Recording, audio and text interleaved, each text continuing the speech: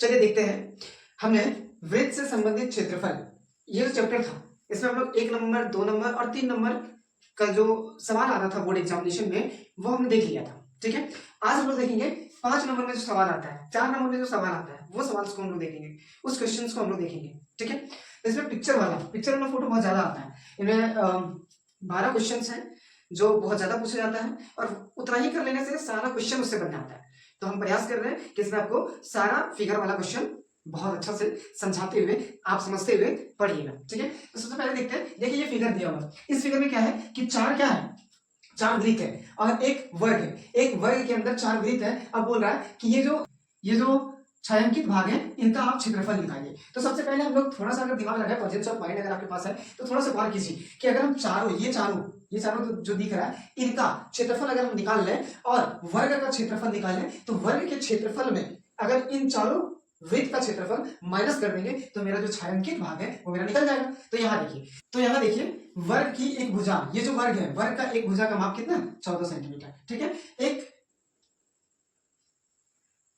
एक वृत्त का व्यास 14/2। अब देखिए एक वृत्त का व्यास जो है, एक वृत्त का व्यास इसका आधा होगा, यहाँ देखिए आधा है तो ये मेरा कितना हो जाएगा 14/2। दैट मीन्स ये मेरा 7 हो जाएगा और ये मेरा 7 हो जाएगा। ठीक है, तब दोनों मिलके बन जाएगा एक वर्ग का क्या बोलते हैं, एक साइड एक भुजा। ठीक है, वृत्त की त्रिज्या, अब वृत्त की त्रिज्या निकालने के लिए क्या करना होगा तो 7 का आधा करना होगा। तो 7 का आधा मतलब 7/2।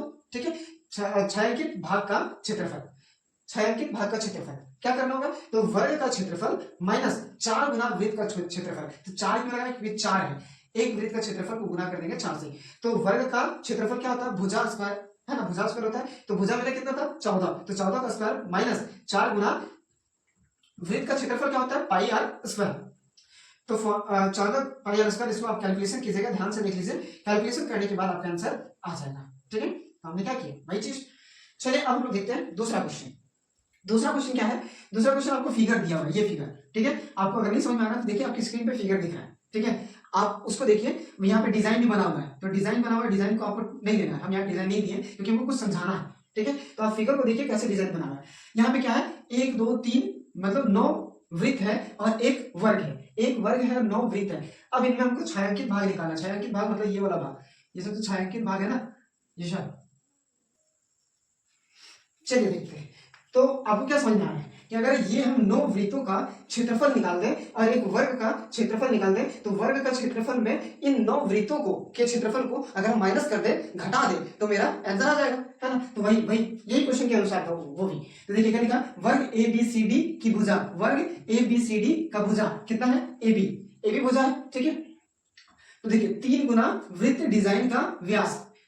ठीक है, यहाँ पे ये फिगर को देखिए, इसमें जो है हमको कुछ दिया हुआ है, क्या दिया हुआ है 7 सेंटीमीटर एक वृत्त की त्रिज्या, इतना ही दिया हुआ है, एक वृत्त की त्रिज्या है 7 सेंटीमीटर। तो सुनिए, तो एक वृत्त की त्रिज्या है 7 सेंटीमीटर, तो व्यास कितना होगा एक वृत्त का 7 गुना 2 मतलब 2 गुना 7 है ना, डबल होगा तो कितना हो जाएगा 14। तो जब 14 हो जाएगा एक वृत्त का व्यास, तो तीनों वृत्त का व्यास अगर हम निकाल दें, अगर तीनों वृत्त का व्यास निकाल दें तो मेरा ये वर्ग का एक भुजा निकल जाएगा, है ना, एक भुजा निकल जाएगा। उसी तरह से वही चीज हम यहाँ लिखे, वर्ग ABCD की भुजा AB, वर्ग ABCD का भुजा क्या है AB है, सब बराबर है, AB रहे चाहे AD रहे चाहे DC रहे चाहे CB रहे, सब बराबर हो क्योंकि वर्ग है, वर्ग का चारों साइड क्या होता है बराबर, हम बहुत अच्छे से जानते हैं। तो 3 गुना एक वर्ग का भुजा, वर्ग का एक भुजा, वर्ग का एक भुजा कितना होगा तो 14 गुना 3 अभी हम बताए, और कितना हो जाएगा 42, मतलब ये मेरा आ गया 42 सेंटीमीटर। जब 42 आ गया तो क्या वर्ग का क्षेत्रफल निकाल सकते हैं हम, 42 गुना 42 1764। ठीक है, अब हमने ये निकाल दिया। अब वृत्त का डिजाइन का हम निकाल देते हैं। तो एक वृत्त डिजाइन का क्षेत्रफल पाई आर स्क्वायर, इसको कैलकुलेट कीजिएगा तो 154 आएगा। अब देखिए एक का निकालना है तो 9 का निकालना है, तो 9 से गुना कर दे क्या, तो 9 से गुना कर देते हैं एक वृत्त का क्षेत्रफल को, तो आ जाएगा मेरा 1386, है ना। अब देखिए छायांकित भाग बोले चाहे रुमाल का जो छायांकित भाग है उसका क्षेत्रफल हमको निकालना है। तो छायांकित भाग का क्षेत्रफल भी हम कह सकते हैं, रुमाल के बाकी भाग का क्षेत्रफल भी कह सकते हैं, कोई दिक्कत नहीं है। निकालने के लिए क्या करना होगा, वर्ग ABCD का क्षेत्रफल, जो वर्ग का क्षेत्रफल था उसमें 9 जो डिजाइन बना है उसका क्षेत्रफल को हम माइनस कर देंगे। तो 9 वृत्त डिजाइनों का क्षेत्रफल कितना आता है, ये इतना और ये इतना आता, और इनको माइनस करेंगे तो इतना आ जाएगा, ये मेरा क्या हो जाएगा आंसर। ठीक है, हम लोग चलते हैं नेक्स्ट क्वेश्चन में, देखते हैं तीसरा नंबर क्वेश्चन। ठीक है, तीसरा नंबर क्वेश्चन में क्या है, देखिए ऐसे 4 वृत्त दिया हुआ है। ठीक है, और 4 वृत्त में से ये पार्ट, ये पार्ट, ये पार्ट, ये पार्ट, इस पार्ट को हम लोग चतुर्थांश नाम से जानते हैं। ठीक है, आपको जो बीच वाला जाली वाला पार्ट दिख रहा है ना, यही पार्ट को हमको निकालना है, उसी को बोलते हैं छायांकित भाग। ठीक है, तो उसको निकालने के लिए हमको क्या करना होगा, ये चारों जो चतुर्थांश है उसका क्षेत्रफल निकाल के, और ये जो मेरा वर्ग है उसका क्षेत्रफल निकाल, इस वर्ग के क्षेत्रफल में हम चारों चतुर्थांश का क्षेत्रफल माइनस कर देंगे, तो मेरा ये जाली वाला भाग निकल जाएगा। तो कैसे करेंगे, पूरे वर्ग एबीसीडी का क्षेत्रफल, एबीसीडी वर्ग का क्षेत्रफल, वर्ग का क्षेत्रफल तो आपको पता है भुजा स्क्वायर है ना, भुजा गुना भुजा, तो ये कितना है 14 सेंटीमीटर उसका भुजा था। ठीक है, 14 सेंटीमीटर, तो 14 गुना 14 मतलब 14 का स्क्वायर, तो कितना हो जाएगा 196। ठीक है, वर्ग के चारों कोनों के 4 चतुर्थांश के क्षेत्र का योग्य, मतलब ये चारों चतुर्थांश का क्षेत्र का योग्य निकालने जा रहे हैं, उसका क्षेत्रफल निकालने जा रहे हैं। तो उसका देखिए वर्ग का भुजा 14 सेंटीमीटर है, तो वर्ग का भुजा देखिए तो इनका त्रिज्या यहाँ तक और इनका त्रिज्या यहाँ तक, मतलब उसका आधा आधा त्रिज्या नहीं रहा ना, मतलब क्या हो गया, अगर हम इनका त्रिज्या, वृत्त का त्रिज्या बात करें तो वृत्त का त्रिज्या मेरा कितना हो जाएगा 7 सेंटीमीटर।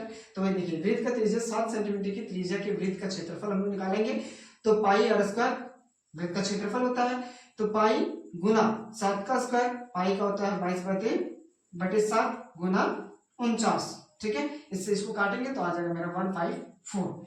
अब इसके बाद छायांकित भाग निकालने के लिए हम क्या करेंगे, तो छायांकित भाग का क्षेत्रफल, छायांकित भाग का क्षेत्रफल इक्वल टू क्या होगा, वर्ग एबीसी का क्षेत्रफल माइनस ये जो चारों चतुर्थांश कोना कोना में नहीं था ना, उनको निकाल के, ठीक है, उनको माइनस कर देंगे, तो देखिए इनका कितना निकला था 196।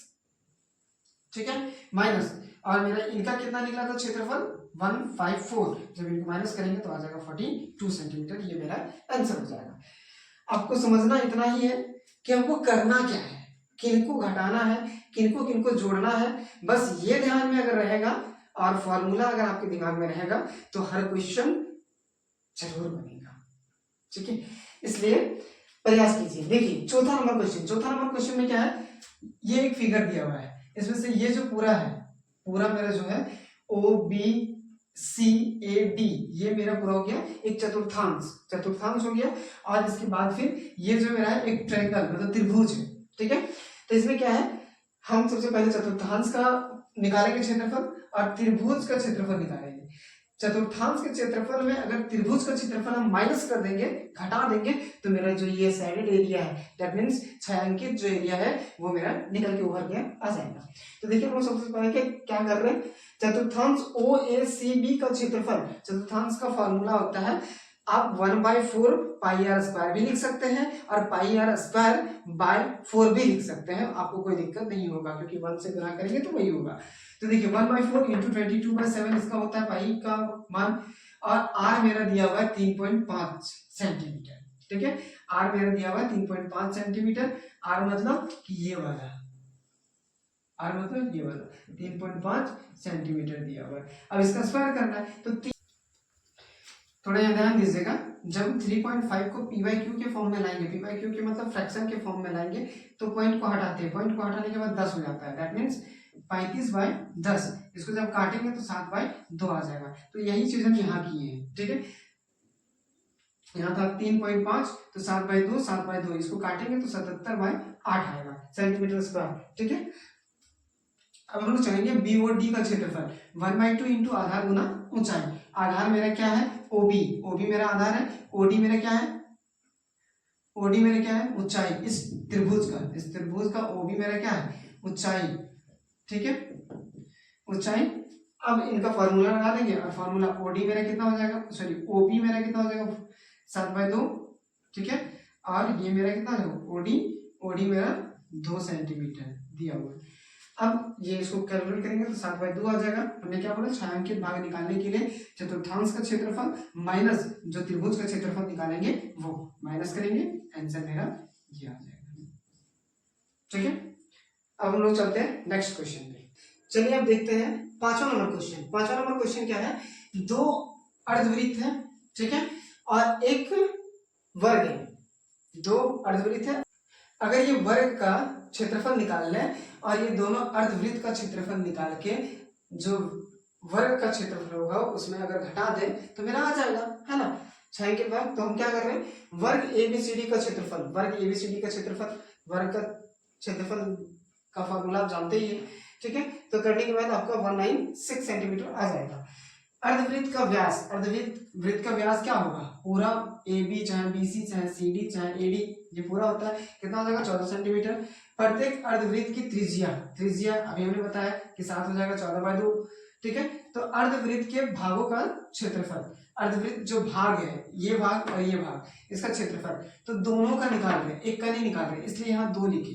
2 क्यों लिखे, अर्धवृत्त भाग का क्षेत्रफल का फॉर्मूला आता है 1/2 pi r square, 1/2 pi r square. लेकिन 2 क्यों लिखे, तो 2 इसलिए लिखे क्योंकि 2 वृत्त है, 2 अर्धवृत्त है, ठीक है। पाई आर स्क्वायर, अब ये 2 कटा तो पाई आर स्क्वायर हो गया, पाई के जगह पे 22/7 गुना आर के स्क्वायर, आर की जगह पे 49, तो आर 7 होता है, ठीक है। तो 49 हम डायरेक्ट लिख दिए, आंसर इसका आंसर आएगा 154 सेंटीमीटर। अब छायांकित भाग निकालने के लिए, तो छायांकित भाग निकालने के लिए क्या करेंगे, वर्ग जो हम निकाले ए बी सी डी का क्षेत्रफल उसमें माइनस कर देंगे जो अर्धवृत्त का क्षेत्रफल हम दोनों का निकाले हैं। तो ये हो गया वर्ग का क्षेत्रफल और ये हो गया अर्धवृत्त, जो दोनों अर्धवृत्त का क्षेत्रफल निकाले थे, ठीक है। तो माइनस करेंगे तो 42 सेंटीमीटर स्क्वायर मेरा आंसर आ जाएगा, ठीक है। इसके बाद एक फिगर यहाँ दिख रहा है, ये फिगर को हम लोग कहते हैं त्रिज्या खंड, त्रिज्या खंड इस फिगर को बोला जाता है। अब इसमें से दो त्रिज्या खंड बन रहा है, एक बड़ा वाला बन रहा है ए बी डी ओ सी, बड़ा वाला बन गया, और एक छोटा वाला बन रहा है सी डी ओ, 2 त्रिज्या खंड बन रहा है, लेकिन दोनों का एंगल थीटा जो है वो 30 डिग्री है। और छोटा वाला का त्रिज्या जो है 7 सेंटीमीटर है और बड़ा वाला का त्रिज्या 21 सेंटीमीटर है। तो इससे हम पहले क्या करते हैं, बड़े वाले त्रिज्या खंड का क्षेत्रफल निकालते हैं। तो थीटा बाय 360 गुना पाई आर स्क्वायर, ठीक है, इसमें पुट कर देंगे। तो थीटा मेरा 30 है और नीचे 360 है, गुना 22/7 होता है पाई का मान, और आर 21 दिया हुआ है, आर 21 दिया हुआ बड़ा वाला। इसको जब सॉल्यूशन करेंगे तो 231/2 आएगा सेंटीमीटर स्क्वायर। अब इसके बाद हम लोग छोटा पर चलेंगे, तो छोटा त्रिज्या खंड का क्षेत्रफल क्या होता है, वही त्रिज्या खंड का क्षेत्रफल होगा, बस आर जितना रहेगा उसको चेंज कर देंगे। तो थीटा बाय 360 गुना पाई आर स्क्वायर, ठीक है। तो थीटा उतना ही रहेगा, पाई का मान भी उतना ही रहेगा, आर चेंज हो जाएगा, आर मान 21 लिए थे, यहाँ 7 लेंगे क्योंकि छोटा वाला क्या है 7 सेंटीमीटर।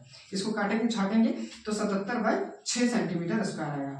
अब छायांकित भाग का क्षेत्रफल अगर बात करें तो छायांकित भाग का क्षेत्रफल कैसे निकलेगा, जब हम बड़ा वाला त्रिज्या खंड का क्षेत्रफल से मैं छोटा वाला त्रिज्या खंड का क्षेत्रफल को घटा देंगे तो मेरा छायांकित भाग निकल जाएगा। तो वही किए हैं, बड़ा वाला छोटा वाला, ये बड़ा वाला था ये छोटा वाला था, इनको कैलकुलेट किया, एलसीएम लिए तो 6 आया, इसको कैलकुलेट किए और कैलकुलेट करने के बाद ये आया, इसको हम काटे, ठीक है, 2 बार में कट जाएगा दोनों, तो 2 बार में कटा तो 308 दूनी 616 और 3 दूनी 6, ये हो गया इसका आंसर।